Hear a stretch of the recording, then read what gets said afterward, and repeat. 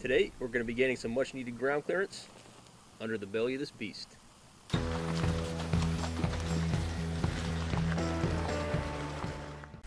So one of the biggest downfalls to these Jeeps from the factory when it comes to taking them off-road is this factory skid plate. It hangs down real low, gets caught on everything, and picks up a lot of mud and dirt.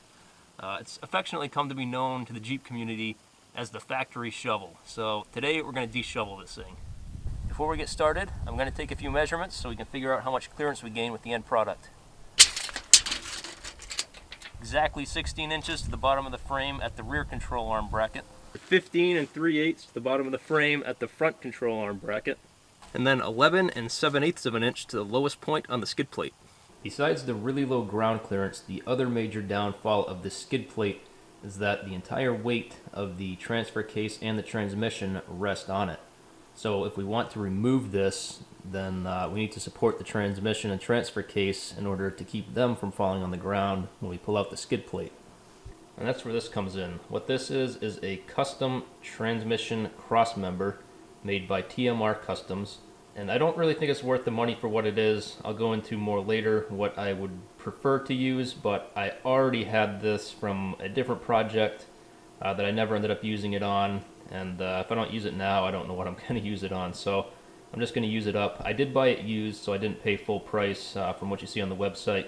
But even so, I think there are better options out there, and I'll cover that later in the video. So basically how this works is on each side of the frame, on the inside of the frame, we'll weld these tabs on. Then we've got a bushing, which one of these tubes is pre-notched to weld onto. And this basically just all assembles together. So we've got a notch on this tube, a notch on that tube, which goes to that side, and then this sleeve in the middle that goes over here and connects them together. Essentially just like this. And then on top of that, we've got this little tab here that welds into the center, which we'll drill holes in to bolt up to the transmission. Or at least that's how TMR had intended it to be used. But for my application, I don't like that setup because I think this cross member is going to be far too rigid and put too much stress on the transmission. And what I mean by that is, if you look at the engine, say we've got the engine right here, and there are motor mounts on each side of the engine on which the engine will twist a little bit when we apply load to the drivetrain. And since the transmission is rigidly attached to the engine, the transmission will twist just as much as the engine will when load is applied. So we want the transmission mount to rotate just as much as the motor mounts will, because the transmission is made out of aluminum, and that will crack long before the engine will, if that is the restrictive point in the rotation. So hopefully that all makes sense. Now, keeping that in mind, I'm going to work in a third bushing right here. So this is exactly the same as each one on the ends here. I think I got that from Barnes Off-Road. But basically, that's going to go somewhere in here, and that's what the transmission weight is going to rest on. Now I have a really light drivetrain, being that this is a 4-cylinder, an AX5, and an NP231 transfer case on this thing. So a single bushing like that's going to work just fine. If I had a V8 with an automatic and a bigger transfer case, I probably would have used 2 of those and worked them both in here somehow. But the single will work just fine for us. So let's yank this thing down.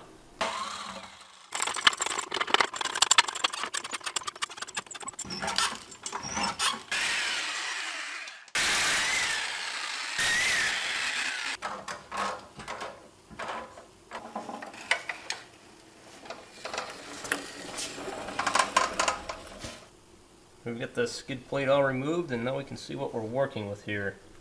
Now my goal is to eventually get a skid plate on here that's completely flat to the frame and goes straight across.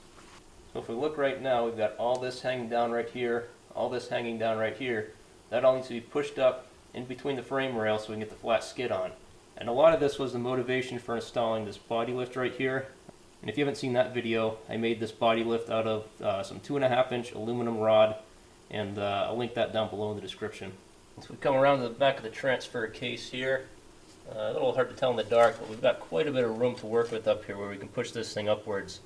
So I'm going to get ready to do that. In order to do that, I'm going to pull off both drive shafts, rear and front, so that when we lift this thing up, we aren't maxing out the travel on the drive shaft, and we'll make sure the travel's all right before we reinstall these. So that's the first thing I'm going to do. The second is I'm going to remove the back half of this exhaust.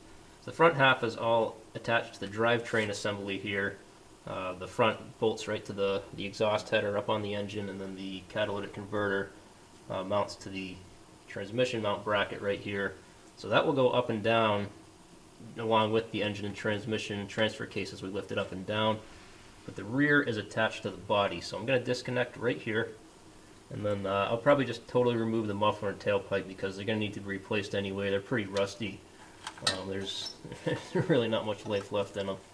See a big hole right there, big crack on the back, chunk missing right there. So that's all junk anyway. Alright, I intended on filming that whole thing as a time lapse, removing everything, but my piece of crap camera cut out partway through. So once I start editing, we'll see how much you get.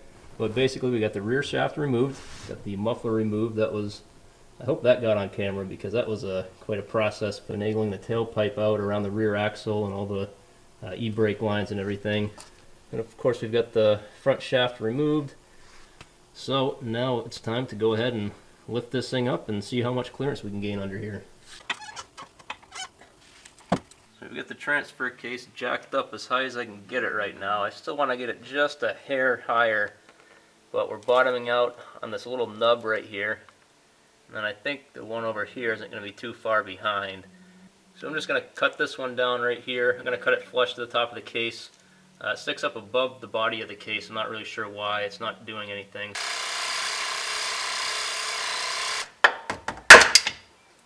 And there's what we're left with. Nice low profile.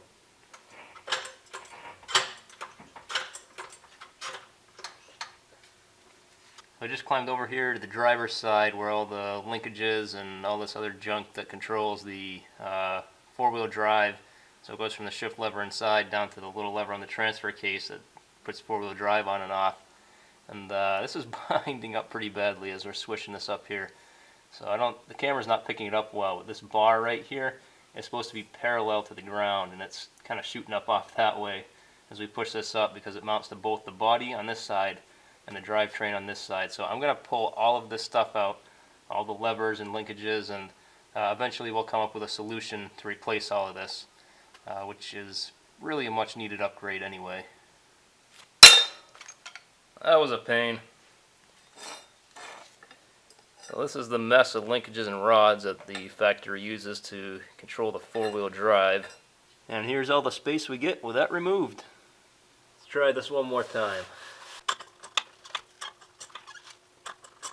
So I've been messing around with the sleeve for the bushing that I was thinking about using in the center here for the transmission mount, and also with these tube components that we're going to use with the cross member. Just kind of placing them up in here and trying to see if there's anywhere that they would fit reasonably well, and they really don't seem to. So unfortunately, I think we're going to have to ditch this stock rubber transmission mount, and we're either going to have to trim the bracket for the transmission mount, or we're going to have to make our own in order to make this thing work. So I'm going to go ahead and pull that off now, and then we'll see what we have to work with.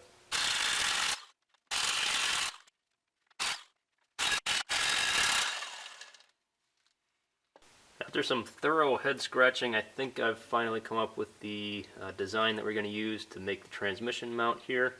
So we're going to start with this piece of 2x6 rectangular tubing, which has the top cut off of it. Normally it'd be a rectangle shape. And that fits right over these mounts in the back here that are on the transmission. I just rounded off the corners here a little bit with a file. Not too aggressive, just enough to match the inside profile right in here. So that'll go right up on there.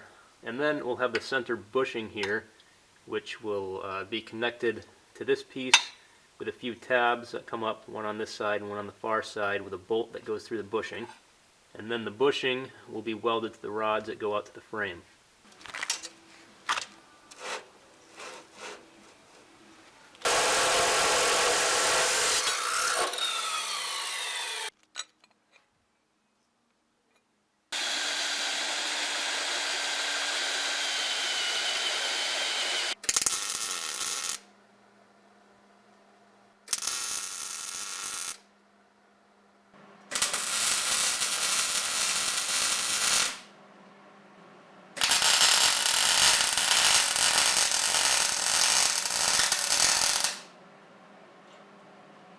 little bit of cutting, grinding, and welding later. This is what I've come up with so far.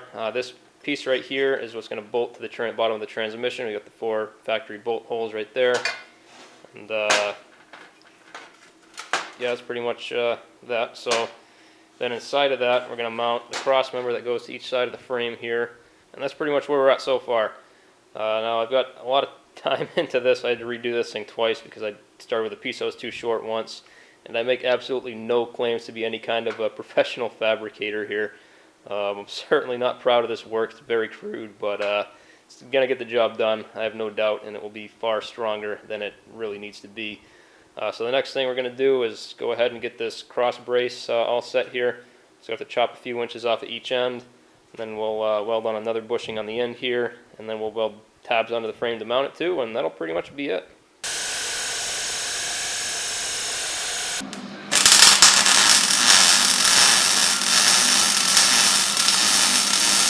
Here it is, all finished up, painted, and ready for install. It's a very, very crude system, so definitely not a good looking thing, but basically we've got the cross member that goes across the frame right here with the 3 bushings in it. That will sit inside of this little piece that bolts to the bottom of the transmission. So these 4 holes bolt into the transmission.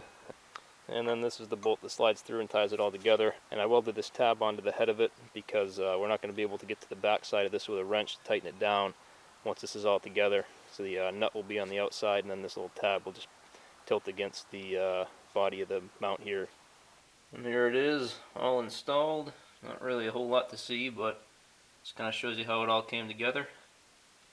So we get the transmission piece there, cross member here, tabs on the frame.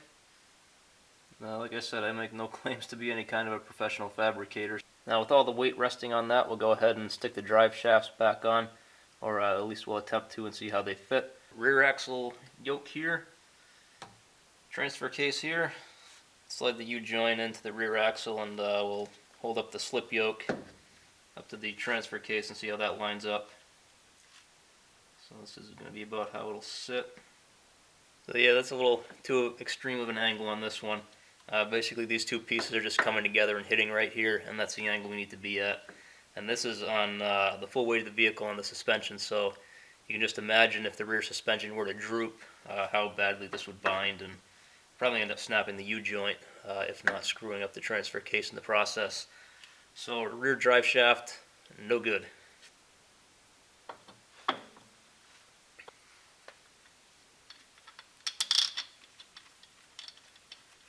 Got the rear rail bolted in at the transfer case. Now let's see how the front lines up with the axle. I think we might have a slight power steering fluid leak. It's about a week's worth of puddle right there. So that's right about the neutral position, I'd say. So that's more than likely what the length of this shaft was before we did any of this stuff. And so this is how much longer of a shaft in theory we would need. I'd say it's about 3/4 of an inch. And we can easily extend the shaft far enough to fit in there. I'm not sure I'd want to wheel it like this, but this is going to work just fine for moving this thing around the yard because it's currently off the road during the construction process. And we can't forget that these factory bolts had Loctite on them, so obviously we want to reproduce that when we put these things back together. Alright, I didn't pick up on this before, but this has a lot of play, and I can see where it's coming from. If we look at the front passenger side axle shaft U-joint, you can see that thing is just toast. I've never seen a U-joint that bad in my life. Kind of surprised it wasn't making a little more noise. I noticed when I did take this Jeep for a test drive when I bought it, that in 4-wheel drive, taking a tight turn on a gravel road, I could feel a real good kind of push on the steering wheel every rotation of the tire, and I would imagine this is why. But luckily I planned on replacing that anyway. Since we got rid of those 4-wheel drive linkages for the shift lever and we don't have anything in its place yet, I'm just going to shift this into 4-wheel drive so we can move around on the front drive shaft for now, and we will address that later on.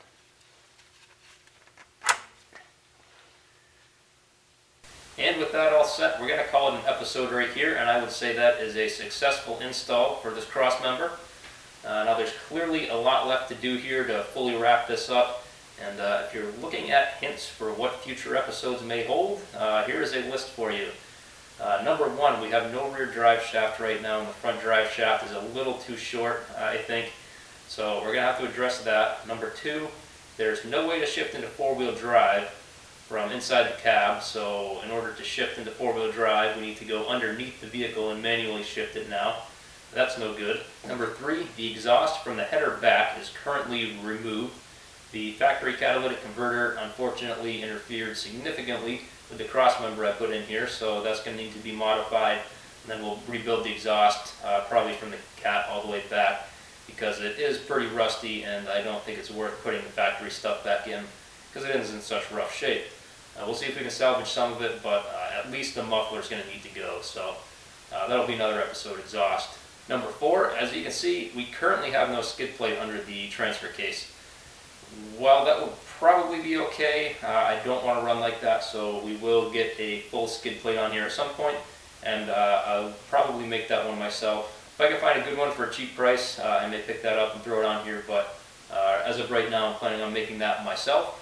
5, the gear shifter inside the cab for the transmission currently gets probably within a ½ inch or so of the dash when shifting into first, third, and fifth gears. So if you've got a full grip on the shifter, you're going to end up smashing your knuckles into the dash every time you go into 1, 3, or 5, and that's no good. So we'll eventually pull off the shift lever, we'll heat it up and bend it back a little bit, and that'll be good to go.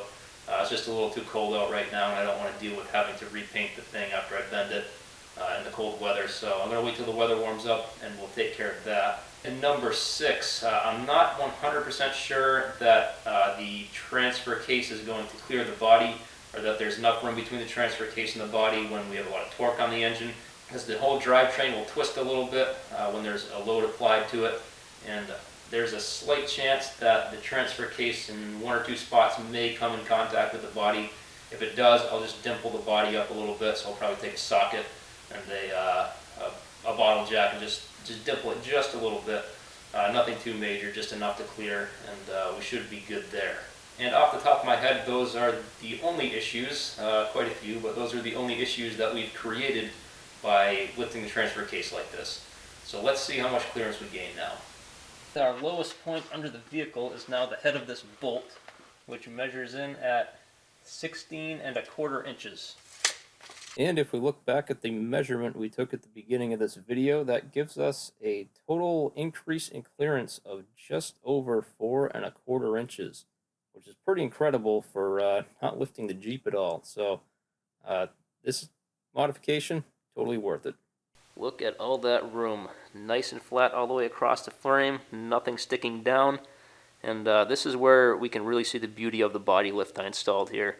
If you didn't see that video, I'll link down in the description where I built and installed this body lift, and that is what allows us to get this totally flat plane across the bottom of the frame here. Alright, so what did all of this cost us today? Well, to start off with, we used that TMR Customs cross member. That was $70 off of Craigslist. I think if you go on their website and go buy it, right directly from them, it's going to cost you a little bit more. Might be over $100.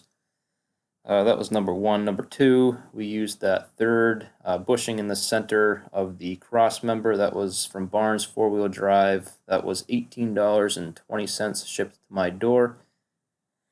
The steel that we used in this project I got from a local welding shop. I usually get my steel from them. Anything that's just small sections like what we needed here. Any larger pieces I'll go to a full steel yard, but it's generally more convenient to go to a local welding shop. And I paid them $15 for the materials that we used.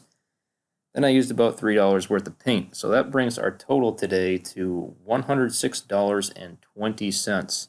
Now, had I not committed to using the TMR Customs cross member, I think that total could have been $50 to $60 lower.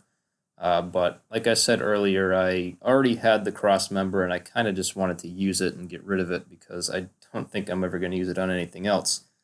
So if I hadn't had that, what would I have done? Well, there's a little trick in the 4-wheel drive world where people will take leaf spring bushings, so YJ is the biggest example that comes to mind. You can take a YJ leaf spring bushing, which has an outer diameter of 1.5 inches, Then you buy a section of tubing that has an inner diameter of 1.5 inches. So say 1 3/4 inch DOM tubing, 1/8 inch wall. That bushing will fit right inside of that tubing, and you can basically make your own poly bushings, just like the one that I bought from Barnes 4-wheel drive for $18.20, but for significantly cheaper. So like I said, I think that I would have saved quite a bit there. Would have used the YJ leaf spring bushings and probably would have just picked up some 1.5 inch square tubing and used that for the cross member. But we didn't do that, so that brings our new total for the build up to $1,943.69. So we're kind of starting to get up there because some of the upcoming episodes are going to be pretty expensive. So if you're just joining us, our goal for this project is to keep the costs under $5,000, which is going to be a pretty big challenge for the plans that I have for this thing, but we're doing well so far, and hopefully we will continue to. Now, going back to the YJ leaf spring bushing thing I just mentioned earlier, I came across a thread on pirate4x4.com, which is a great site if you're into off-road fabrication. I would definitely recommend going and checking that out. But I came across a thread where people have alternate uses for different bushings and whatnot, and I'll post that in the description down below if you want to go check that out. But anyway, that is enough for this video. Thanks for watching. Always appreciate it. Would also appreciate if you give a thumbs up down below. Subscribe if you haven't yet, because there's plenty more coming on this Jeep. Thanks for watching.